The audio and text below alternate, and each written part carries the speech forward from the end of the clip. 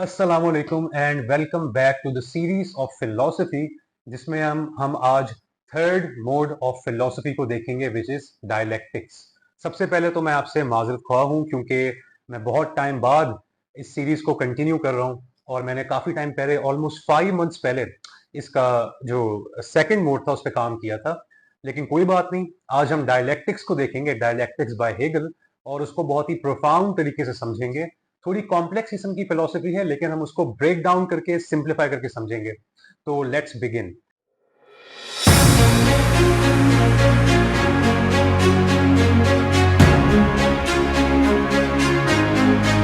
सबसे पहले बात करते हैं हेगल के बारे में, जो कि 1770 में पैदा हुए और 1831 में उनकी डेथ हुई।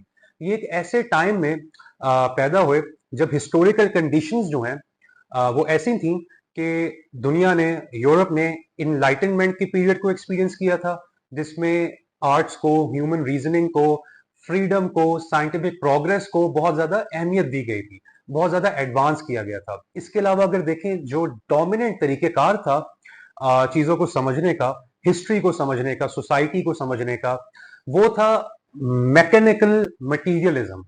और हेगल जो थे, उनकी जो फिलॉसफी है डायलेक्टिक्स की, वो मैकेनिकल मटेरियलिज्म को कॉन्ट्रडिक्ट करती है। और उसके अलावा, इनलाइटनमेंट के अलावा, फ्रेंच रेवोल्यूशन उनकी यूथ में हुआ था और नेपोलियन ने वॉर्स फाइट की थी यूरोपियन एलाइज के साथ। तो ये वो हिस्टोरिकल कंडीशंस थी कि जिसमें हेगल की डायलेक्टिकल फिलॉसफी ने जन्म लिया। अब इससे पहले कि आप मुझे मारें और दूर भाग जाएं डायलेक्टिक्स का नाम सुन के सब कुछ, ये बहुत इजी सी चीज है। इसको एक्सप्लेन करने से पहले मैं एक चीज और कवर करना चाहूंगा, और वो है वर्ल्ड स्पिरिट, यानी कि गाइस्ट। बेसिकली हेगल के जो डायलेक्टिक्स थे ना, वो उनका मकसद ये था, या वो जिस चीज की तरफ लीड करते थे, वो थी वर्ल्ड स्पिरिट। वर्ल्ड स्पिरिट से मुराद है एक कलेक्टिव कॉन्शियसनेस ह्यूमैनिटी की, कि जिसकी तरफ वो मूव ऑन कर रही है, यानी कि अल्टीमेट फ्रीडम इंसान का। और ये with the passage of time unfold होता चला जाता है, इसकी एवोल्यूशन होती रहती है। और हेगल के मुताबिक हिस्ट्री में एक ऐसा फेज आना है जो कि जिसके अंदर इंसान की जो कलेक्टिव कॉन्शियसनेस है वो अपनी पीक पे पहुंचेगी और उसमें वो अल्टीमेट फ्रीडम हासिल कर लेगा। और वो फेज जो है, उसमें जो वर्ल्ड स्पिरिट है, वो उसकी बेहतरीन मैनिफेस्टेशन हो सकेगी। दोस्तों, यहां समझने की बात यह है कि वर्ल्ड स्पिरिट ये कोई खुदा नहीं है, कोई स्पिरिचुअल फोर्स नहीं है। हेगल के कॉन्टेक्स्ट में रखते हुए, ये बेसिकली हेगल का तरीका है अपने फलसफे को बयान करने का। वो जो अल्टीमेट फ्रीडम है, वो जो कलेक्टिव कॉन्शियसनेस की पीक है, वो उसको एज वर्ल्ड स्पिरिट डिस्क्राइब करते हैं। और ये वर्ल्ड स्पिरिट जो है, इसमें डायलेक्टिक्स का बड़ा अहम किरदार है। डायलेक्टिक्स का सिंपल मीनिंग ये है कि एक होता है थीसिस, एक आइडिया, और एक होता है उसका एंटी थीसिस, यानी कि उसका ऑपोजिंग आइडिया, कॉन्ट्रडिक्टरी आइडिया। ठीक है। मिसाल के तौर पे हम बात करते हैं सीड की। अगर सीड एक आइडिया है, ठीक है, तो उसका एंटी थीसिस क्या होगा, यानी कि सीड डेके। ठीक है, सीड का सड़ना। तो ये हो गया थीसिस और एंटी थीसिस। अब थीसिस और एंटी थीसिस के दरमियान जो कॉन्ट्रडिक्शन होती है, उस कॉन्ट्रडिक्शन की वजह से एक रेजोल्यूशन होता है। रेजोल्यूशन का मतलब होता है एक हल निकलता है। ठीक है। और उस रेजोल्यूशन की वजह से फिर आगे जाके एक सिंथेसिस होता है, एक नई हायर रियलिटी फॉर्म होकर हमारे सामने आती है। अब इसको इसी एग्जाम्पल से समझते हैं। अब देखें, एक थीसिस हो गया हमारे पास सीड, और एंटी थीसिस उसका हो गया हमारे पास सीड का डेके। ये दोनों चीजें जो हैं, ये प्रोसेस के अंदर है। अब समझने की जरूरत ये है दोस्तों कि ये थीसिस और एंटी थीसिस ये कोई स्टैटिक फॉर्म्स नहीं होती, बल्कि ये कंटिन्यूस ट्रांसफॉर्मेशन के अंदर होती हैं, ये एक प्रोसेस के अंदर होती हैं। इस जो थीसिस है सीड, इसके अंदर एक प्रोसेस, ऑनगोइंग प्रोसेस है, जिसकी वजह से ये सड़ता है, डिके करता है। और फिर एंटी थीसिस इसका क्या है, डिके कर जाना। ठीक है। उस डिके कर जाने की वजह से, उस सड़ जाने की वजह से जर्मिनेशन का प्रोसेस होता है। वो जो जर्मिनेशन का प्रोसेस है, वो है रेजोल्यूशन, जिसमें आपको सीड और उसके डिके होने दोनों की जो फॉर्म्स हैं वो नजर आती हैं। वो उन दोनों का कल्मिनेशन होता है। और उसके बाद होता है एक सिंथेसिस। सिंथेसिस उसी सीड की एसेंस को, उसके तसव्वुर को कैरी कर रहा होता है, लेकिन अब वो एक नई रियलिटी होती है।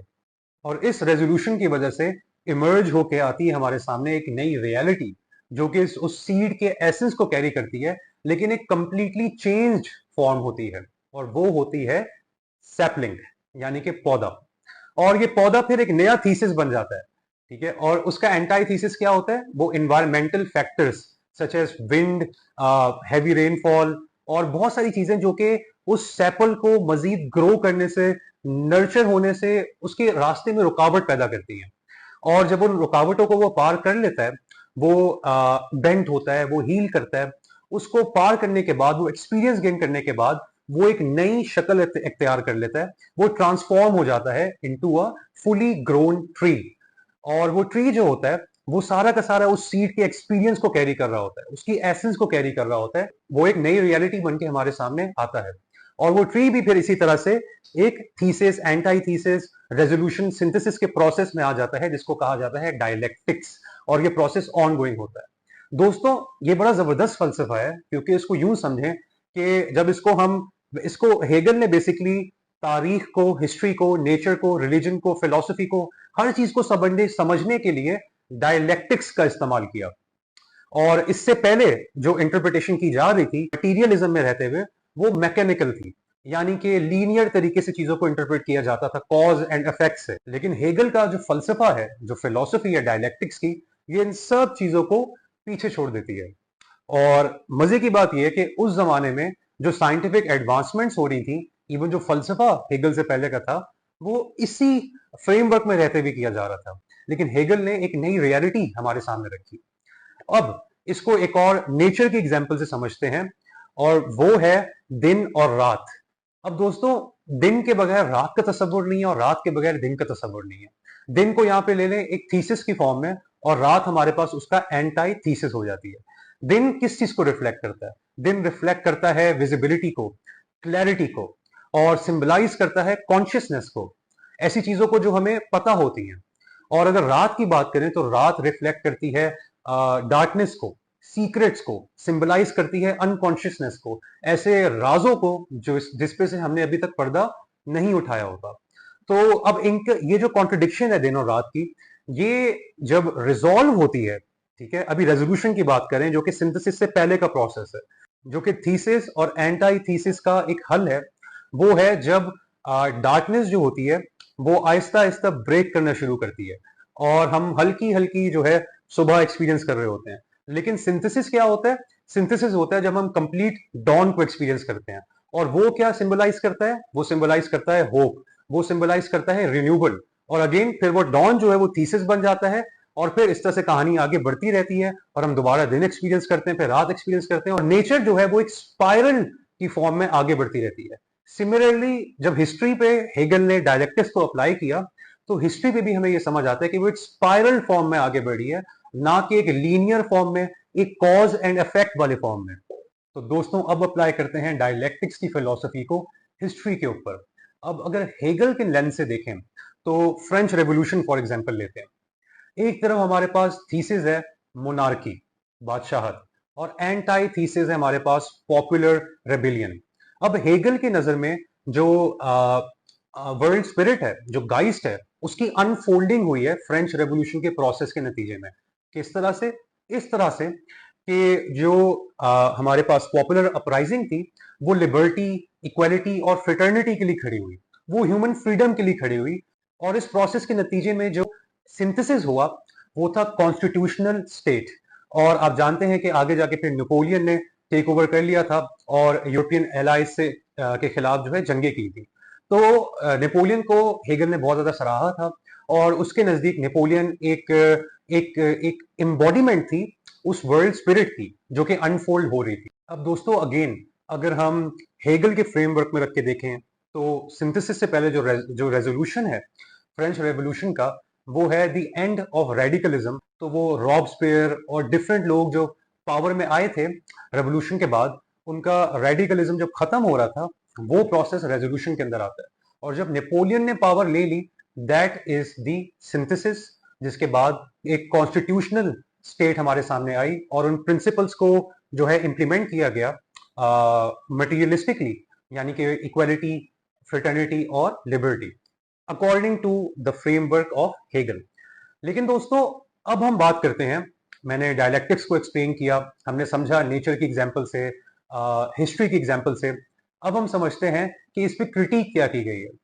सबसे बड़ी क्रिटिक इस पे ये है कि ये एक बहुत ही एब्स्ट्रैक्ट किस्म की फिलॉसफी है, यानी आइडियाज पे बेस करती है। स्पिरिचुअल और रैशनल एलिमेंट्स जो इसमें हैं वो डोमिनेट करते हैं, और बहुत मर्तबा मुश्किल हो जाता है कि आप रियल वर्ल्ड प्रॉब्लम्स के अंदर इस फिलॉसफी को फिट इन कर सको, या इस फिलॉसफी के अंदर जो है रियल वर्ल्ड सिनेरियोज को फिट इन कर सको। मिसाल के तौर पे फ्रेंच रेवोल्यूशन को जैसे हम डिस्कस किया, थीसिस, एंटी थीसिस, सिंथेसिस हो गया, ठीक है, क्योंकि मसला ये था कि इस सारे प्रोसेस के अंदर चीजें लीनियर तरीके से नहीं हो रही थी इसी फ्रेमवर्क को फॉलो करते हुए। दोस्तों, जो फ्रेंच रेवोल्यूशन था, इसमें चीजें काफी मर्तबा बहुत ही अनइवन तरीके से आगे बढ़ी, बहुत सारी कॉन्ट्रडिक्शंस इमर्ज करके सामने आई। और ये जो तनकीद है, मैं समझता हूं कि जो सबसे बेहतरीन तनकीद इस तनकीद के साथ जुड़ी हुई है वो है मार्क्स की तनकीद हेगल के ऊपर। अब इसको आसान करके समझते हैं। मार्क्स ने हेगल के डायलेक्टिकल जो फिलॉसफी है उसको अप्रिशिएट जरूर किया, लेकिन उसको उलट दिया इस तरह से कि हेगल के मुताबिक आइडियाज हैं, आइडियाज की वजह से सोशल चेंजेस आ रहे हैं। कार्ल मार्क्स और मार्क्सिस्ट इंटरप्रिटेशन जो है हिस्ट्री की, उसके मुताबिक सबसे पहले हमारे पास मटीरियल कंडीशंस आती हैं, जिसके अंदर इकोनॉमिक कंडीशंस, सोशल स्ट्रक्चर्स आते हैं। उन मटेरियल कंडीशंस की वजह से आइडियाज पैदा होते हैं, उन आइडियाज की वजह से कॉन्ट्रडिक्शंस पैदा होती हैं, थीसिस, एंटी थीसिस, और फिर एक रेजोल्यूशन होता है, सिंथेसिस होता है, और चीजें जो हैं वो एक सोशल चेंज की तरफ बढ़ती हैं। तो हम मार्क्सिस्ट फ्रेमवर्क में रहते हुए इसको यूं समझ सकते हैं। तो कार्ल मार्क्स ने हेगल का जो फोकस ऊपर था आइडियाज के ऊपर, उसने वो जमीन पर लेकर आया, और उसने कहा कि बजाय इसके कि ideas lead to material changes, the material conditions basically lead to ideas, the ideas lead to contradictions, and the contradictions lead to social changes।